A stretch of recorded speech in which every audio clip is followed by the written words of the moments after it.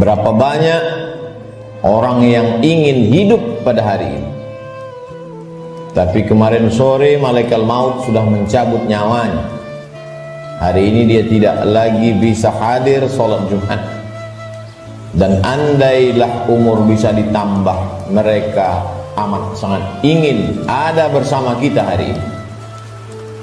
Berapa banyak pula orang yang hari ini, jam ini sehat walafiat, tapi ada yang dicabut Allah dari dalam badannya. Ruhnya masih bersemayam dalam jasad, tapi yang dicabut adalah nikmat iman dan Islam.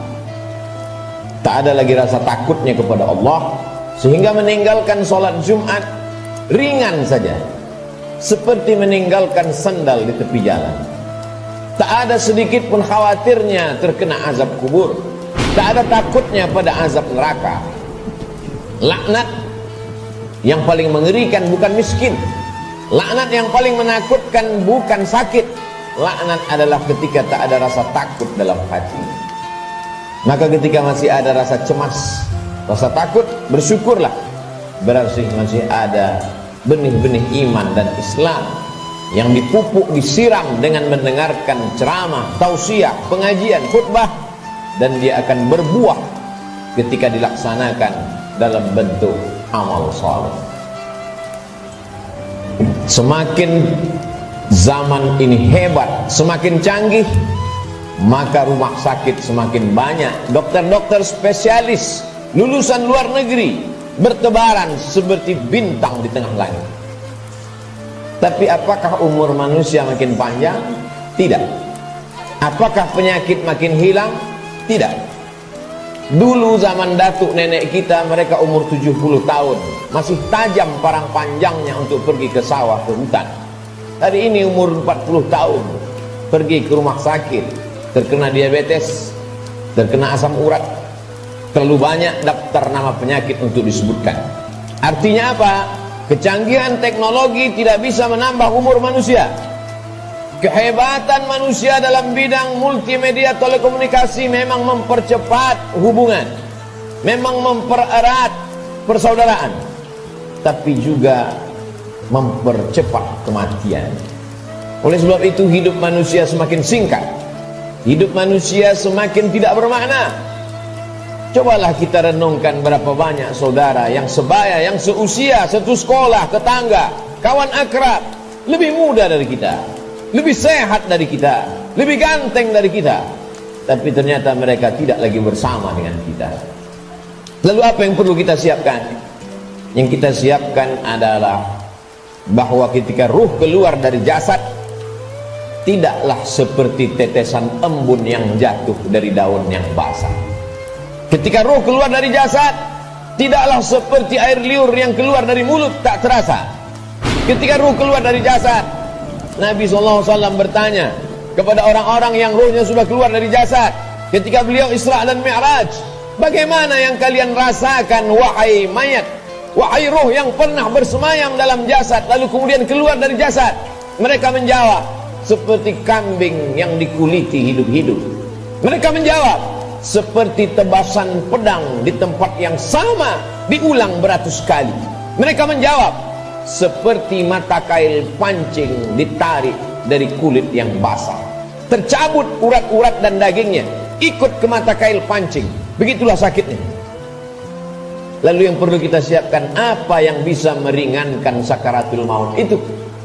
Di antara yang bisa meringankan sakaratul maut adalah shadaqatus sirri tadfa'u mitatasu, sedekah menghilangkan mati su'ul khatimah.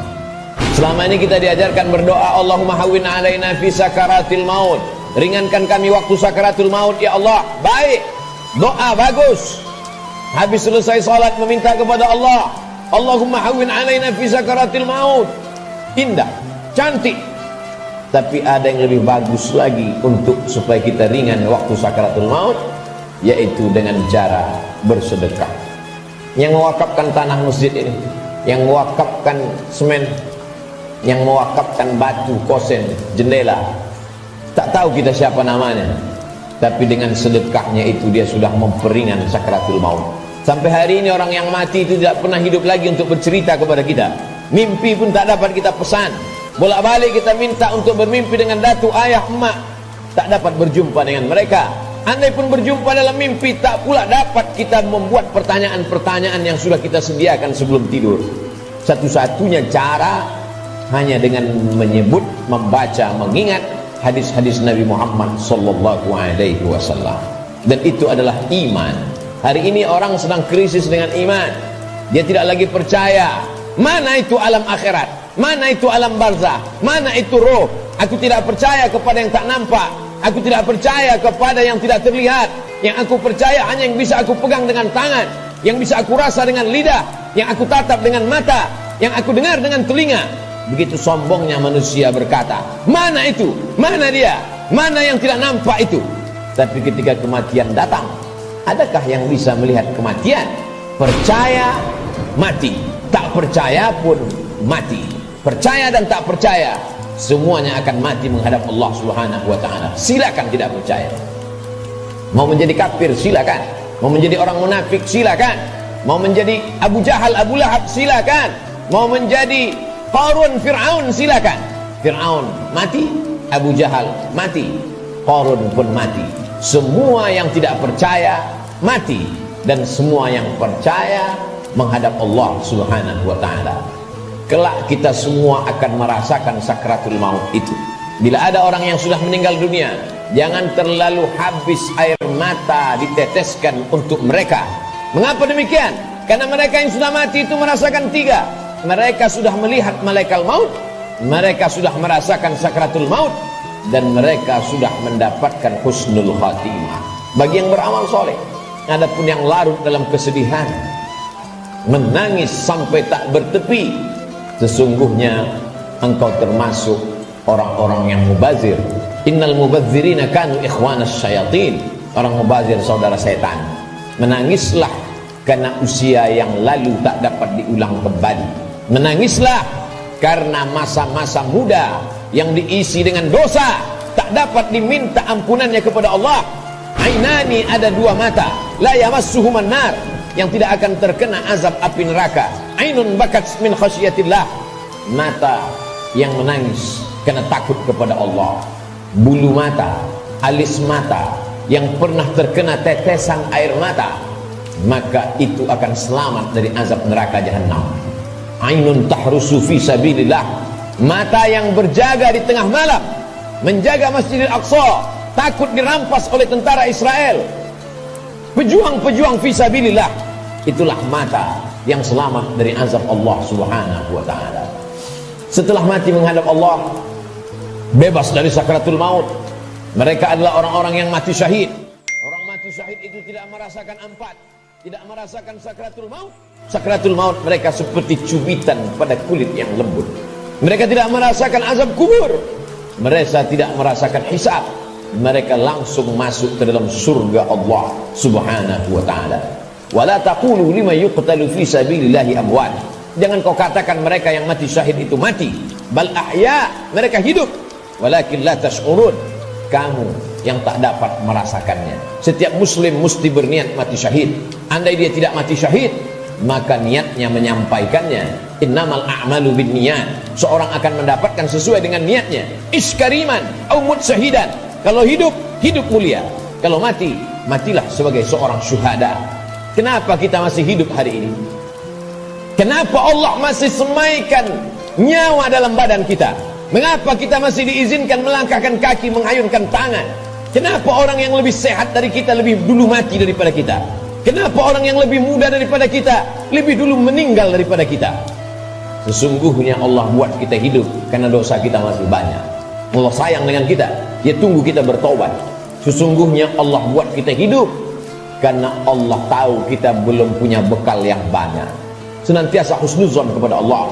Orang-orang beriman, dia tahu bahwa umurnya itu masih dititipkan Allah. Allahumma ja'alil hayata ziyadatan lana fi kulli khair.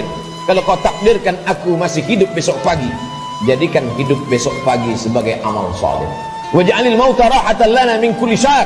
Kalau kau takdirkan aku mati malam ini ya Allah, tidak terbangun lagi besok pagi, kematian itu pun kematian yang indah karena husnul khatimah. karena selamat dari sakaratul maut. Dan yang paling penting, berhenti dari segala perbuatan dosa. Orang beriman tidak pernah bersedih. Umurnya panjang, amalnya bertambah. Umurnya pendek, dosanya berkurang. Orang beriman tidak pernah berduka cita. Kenapa? Karena dia ridha menerima ketetapan Allah subhanahu wa ta'ala. Lewat dari sakaratul maut, selesaikah kehidupan? Belum. Keliru orang yang berkata, mari kita hantar jenazah ini ke tempat peristirahatan yang terakhir. Istirahat kata siapa? Liang kubur sudah siap menjepit bagi mereka yang curang. Curang timbangan, curang sempadan tanah, curang sempadan batas kebun. Mereka akan dihimpit 7 lapis tanah. Berapa banyak tukang gali kubur yang sudah mengukur panjang kubur 170 cm, tapi begitu diukur dengan galah, dengan buluh, dengan bambu, jenazah dimasukkan ke dalam. Kenapa berkurang? Kalaulah dikatakan tukang penggali kubur salah ukur, tidak mungkin, karena dia mengukur dengan bambu, dengan buluh. Tidak mungkin dia salah ukur. Jadi apa sebenarnya yang terjadi? Maka liang lahat sudah siap-siap menjepit, meremukkan tulang belulang, meluluhlantakkan jenazah yang mati menghadap Allah subhanahu wa ta'ala. Ujian kedua yang akan dihadapi adalah azab kubur.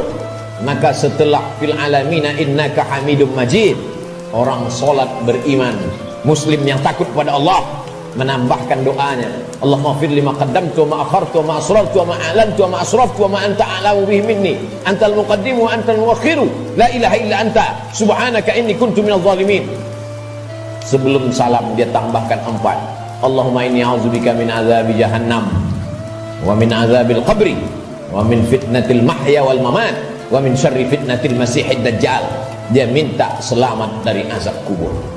Setiap kita yang melewati kubur dalam perjalanan panjang kami dari Pekanbaru ke pedalaman suku Talang Mama, lalu kemudian singgah sebentar di masjid rumah Allah pada hari Sayyidul Ayyam, akan kembali lagi melewati kubur. Apa yang kami katakan? Assalamualaikum ya ahlad diyar minal mu'minin wa inna insyaallah bikum lahiqun yarhamullahul mustaqdimina wal mustakhirin nas'alullah lana wa lakumul afiyah. Apa yang kita mintakan orang yang dikubur itu? Bukankah mereka sudah mati? Orang yang hidup kita ucapkan Assalamualaikum, selamat anakmu, selamat keluargamu, selamat rumahmu, selamat hartamu, selamat sawitmu, selamat karetmu, selamat kebunmu, selamat dagangmu, selamat rukomu, selamat rumah makanmu. Tapi untuk orang yang sudah mati, apa yang kita ucapkan? Kenapa ada selamat untuk orang mati? Maka sesungguhnya salam pada orang mati di liang kubur adalah Assalamualaikum ya ahlal kubur, selamat kalian dari azab kubur. Hadisnya sahih, diriwayatkan oleh Sayyidatuna Aisyah Ummul Mukminin.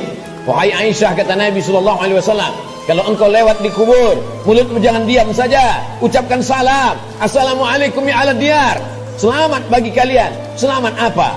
Selamat dari azab kubur. Jangan pernah mulut ini berhenti meminta selamat dari azab kubur.